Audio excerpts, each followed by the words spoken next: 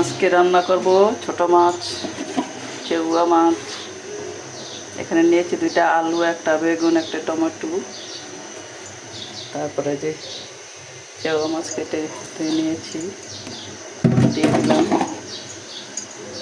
তারপরে দেব পেঁয়াজ, 1 খাবলা পেঁয়াজ দিয়ে দিলাম।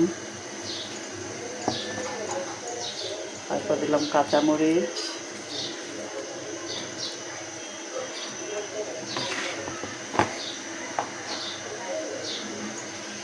হলুদ,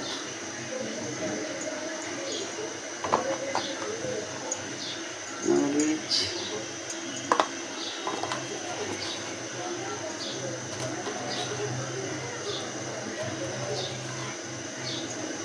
লবণ। তারপরে দিয়ে দিব তেল।